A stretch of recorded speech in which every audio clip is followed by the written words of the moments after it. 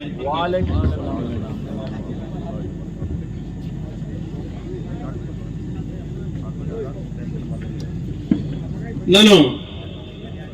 ಮೊಟ್ಟ ಮೊದಲಿಗೆ ಕಾಶ್ಮೀರ್ನ ಪೆಹಲ್ಗಾಮ್ನಲ್ಲಿ 22 ಏಪ್ರಿಲ್ 2025 ನಡೆದಿರುವಂತಹ ಭಯೋತ್ಪಾದಕ ದಾಳಿಯಲ್ಲಿ ನಮ್ಮ ಭಾರತದ ನಾಗರಿಕರು ಪ್ರಾಣವನ್ನ ಕಳ್ಕೊಂಡಿದ್ದಾರೆ. ಅದರಿಂದ ನಾನು ಇದ್ರ ಬಗ್ಗೆ ಸಂತಾಪವನ್ನು ವ್ಯಕ್ತಪಡಿಸ್ತಾ ಇದ್ದೀನಿ. ಅದೇ ರೀತಿಯಾಗಿ ಅವರ ಕುಟುಂಬದ ಸದಸ್ಯರಿಗೂ ಶಾಂತಿಯನ್ನು ಕೋರ್ತಾ ಇದ್ದೀನಿ. ಎರಡನೇದಾಗಿ, ಇವತ್ತಿನ ದಿವಸ ಈ ಸಭೆ ಸೇರಿರುವಂತಹ ಉದ್ದೇಶ, ಕೇಂದ್ರ ಸರ್ಕಾರವು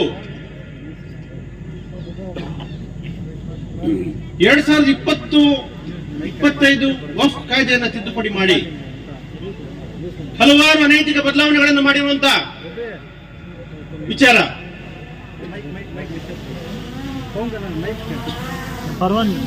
ನಾನು ಈಗ ವಕ್ಫ್ ಕಾಯ್ದೆಯ ಬಗ್ಗೆ ಕೆಲವು ವಿಚಾರಗಳನ್ನ ಮಾತಾಡಕ್ಕೆ ಇಷ್ಟಪಡ್ತೀನಿ. ನಮ್ಮ ಭಾರತ ದೇಶದಲ್ಲಿ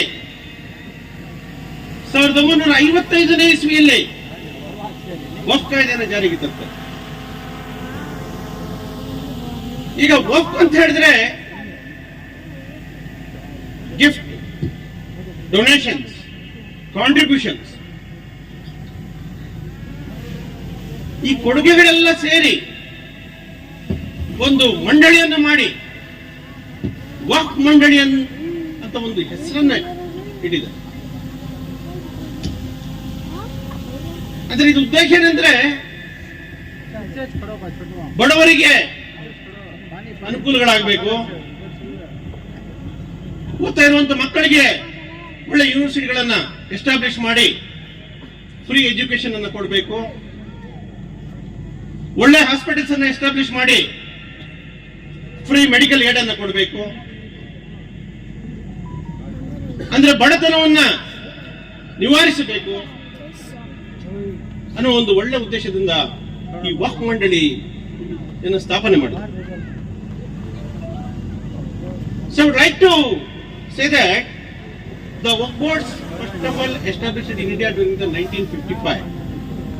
So the object and intention, the legislation of the Waqf Boards in India is to upgrade the poor people and to establish the hospitals and to provide free medical services and to establish the good universities and to provide good education to the poor people in the country and to eradicate the poverty. So the Waqf Boards have been established and the Waqf authorities are doing their duties. So the Waqf Act has been amended 2 times so far. This is the 3rd time the central government has made an amendment to the Act.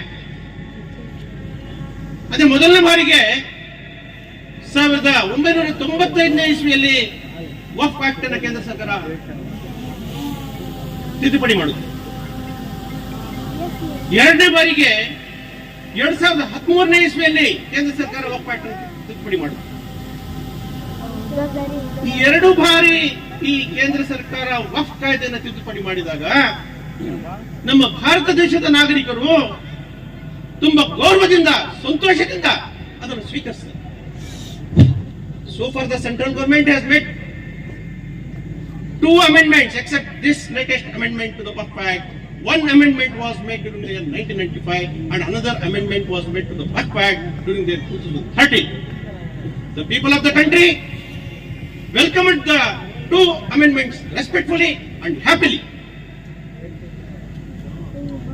ಯಾಕಂತ ಹೇಳಿದ್ರೆ ಈ ಕೇಂದ್ರ ಸರ್ಕಾರವು 2 ಸತಿ ಈ ತಿದ್ದುಪಡಿ ಕಾಯ್ದೆಯನ್ನ ಮಾಡಿದಾಗ ಜನರ ಆಸಕ್ತಿಯನ್ನ, ಜನರ ಹಕ್ಕುಗಳನ್ನ, ಜನರ ಕಷ್ಟ ಸುಖಗಳನ್ನ, ಅವರ ಅಭಿಪ್ರಾಯಗಳನ್ನ, ಅವರ ಹಿತಾಸಕ್ತಿಯನ್ನ ಕಾಪಾಡುವ ಒಂದು ಉದ್ದೇಶದಿಂದ ಈ 2 ಸತಿ ಈ ವಕ್ಫ್ ಆಕ್ಟ್ ಅನ್ನ ತಿದ್ದುಪಡಿ ಮಾಡಿದೆ.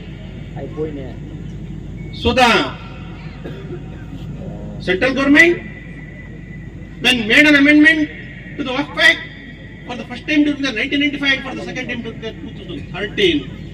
So all the people of the country made grand welcome with great happiness, because the government, the central government, was making amendments to these acts, make these amendments keeping in view, keeping in mind the interest of the people, the welfare of the people, the traditions, the customs, the privileges prevailing in India. Therefore, no agitations were made.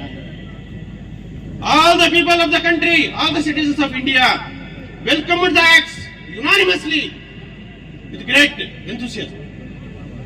But this time, the central government has made an amendment to the Waqf Act called the Amended Act 2020-25. ಅಂದ್ರೆ ಈ ಬಾರಿ ಇದೇ ಕೇಂದ್ರ ಸರ್ಕಾರ ಈ ವಕ್ಫ್ act ಅನ್ನ 2020-25ರಲ್ಲಿ ತಿದ್ದುಪಡಿ ಮಾಡಿದಾಗ ಕೇಂದ್ರ ಸರ್ಕಾರ ಈ ಭಾರತ ದೇಶದ ನಾಗರಿಕರ ಹಿತಾಸಕ್ತಿಯನ್ನ, ಅವರ ಹಕ್ಕುಗಳನ್ನ, ಅವರ ಕಸ್ಟಮ್ಸ್ ಅನ್ನ, ಟ್ರೆಡಿಷನ್ಸ್ ಅನ್ನ, ಪ್ರಿವಿಲೇಜಸ್ ಅನ್ನ, ಅವರ ಇದನ್ನು ಏನು ಮನದಟ್ಟು ಮಾಡದೆ ಒಂದೇ ಒಂದು ಉದ್ದೇಶದಿಂದ ದುರುದ್ದೇಶದಿಂದ ಮಾಡಿರುವಂತಹ ಈ ಒಂದು ಕಾಯ್ದೆ, ಇದನ್ನ ಜನ ಒಪ್ತಾ ಇದ್ದಾರೆ. ಭಾರತ ದೇಶದ ನಾಗರಿಕರು, ಭಾರತ ದೇಶದ ಜನರು ಕಾಶ್ಮೀರದಿಂದ ಕನ್ಯಾಕುಮಾರಿವರೆಗೂ ಬೀದಿಗೆ ಬಂದು ಇವತ್ತು ಸ್ಟ್ರೈಕ್ ಮಾಡ್ತಾ ಇದ್ದಾರೆ. This time when the act is amended by the central government 2020-25 act, the people of the country are not happy and they are not satisfied, because the intention of the government is not good. It is the malignant intention of the government. The government has made this act. The people come to the states and they have conducted agitations starting from Kashmir to Kanyakumari. ಈ ಒಂದು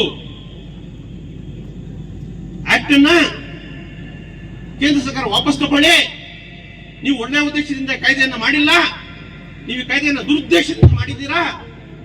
ಒಂದು ಕೋಮನ್ನ, ಒಂದು ಜಾತಿಯನ್ನ ಮನದಲ್ಲಿ ಇಟ್ಕೊಂಡು ಈ ಕಾಯ್ದೆಯನ್ನ ಮಾಡಿದ್ದೀರಾ. ಇಂಥ ನಿಮ್ಮ ದುರುದ್ದೇಶದ ಕಾಯ್ದೆ ನಮಗೆ ಬೇಕಾಗಿಲ್ಲ, ಈ ವಾಪಸ್ ತಗೊಳ್ಳಿ ಅಂತ ಜನ ಹೋರಾಟಗಳನ್ನು ಶುರು ಮಾಡಿ. ಆದ್ರಿಂದ ಈ ಸೆಂಟ್ರಲ್ ಗವರ್ಮೆಂಟ್ ಮಾಡಿರುವಂತಹ ಕಾಯ್ದೆ ಕಾನೂನುಬದ್ಧವಾಗಿಲ್ಲ. So the act made by the central government, Amended Act 2020-25, is not in accordance with law and it is not in accordance with the Constitution of India. So that India is a secular country. The Indian Constitution is a secular constitution. So of course the government has got a right to make legislation and make the acts, but the government shall make the act keeping in mind the various kinds of the people living in the country. ನಿಜನೇ ಕೇಂದ್ರ ಸರ್ಕಾರ ಅಥವಾ ಸರ್ಕಾರಗಳಿಗೆ ಕಾನೂನು ಮಾಡುವ ಅಧಿಕಾರ ಇದೆ. ಒಂದು ಕಾನೂನುಗಳನ್ನು ಮಾಡುವಾಗ ಜನರ ಹಿತಾಸಕ್ತಿಗಳನ್ನು ಕಳೆದು, ಅವರ ಹಕ್ಕುಗಳನ್ನು ಕಳೆದು, ಅವರಿಗೆ ನೋವಾಗುವಂತೆ, ಅವರು ಬೀದಿಗಿಡುವಂತೆ ಮಾಡುವಂತ ಕಾನೂನು ಮಾಡುವ ಹಕ್ಕು ನಮ್ಮ ಸಂವಿಧಾನದಲ್ಲಿ ಕೊಟ್ಟಿಲ್ಲ. So the Indian constitution is one of the biggest constitution in the world, and it is the best constitution in the world. So the constitution makers made the Indian constitution keeping in mind the rights of the people, the welfare of the people, the interest of the people, the traditions, the customs and privileges. So therefore the act made by the central government is against the Indian constitution. So I'd like to conclude my speech giving one example. ನಾನು ನನ್ನ ಮಾತುಗಳನ್ನ ಒಂದು ಉದಾಹರಣೆ ಕೊಟ್ಟು ನಾನು conclude ಮಾಡಕ್ಕೆ ಇಷ್ಟಪಡ್ತೀನಿ. ನಮ್ಮ ಭಾರತ ದೇಶ ಎಂಥ ದೇಶ ಇದು?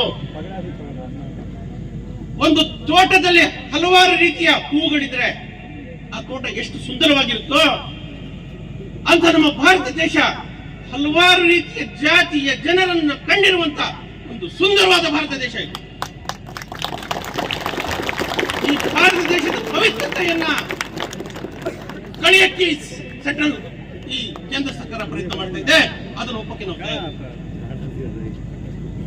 ಆ ಒಂದು ಕಾರಣದಿಂದ ಕೇಂದ್ರ ಸರ್ಕಾರ ಈ ಒಂದು ಕಾಯ್ದೆಯನ್ನ ತಕ್ಷಣ ವಾಪಸ್ ಪಡಿಬೇಕು ಅಂತ ಭಾರತ ದೇಶದ ನಾಗರಿಕರ ಒಂದು ಕೋರಿಕೆ. ಈಗ ಟೈಮು ಬಹಳ ಕಮ್ಮಿ ಇದೆ, ಅದರಿಂದ ಈ ಎರಡು ಮಾತನಾಡಕ್ಕೆ ಅವಕಾಶ ಕೊಟ್ಟಿದ್ದು ಎಲ್ರಿಗೂ ಅಭಿನಂದನೆಗಳನ್ನ ಹೇಳಿ ಜೈ ಹಿಂದ್, ಜೈ ಕರ್ನಾಟಕ.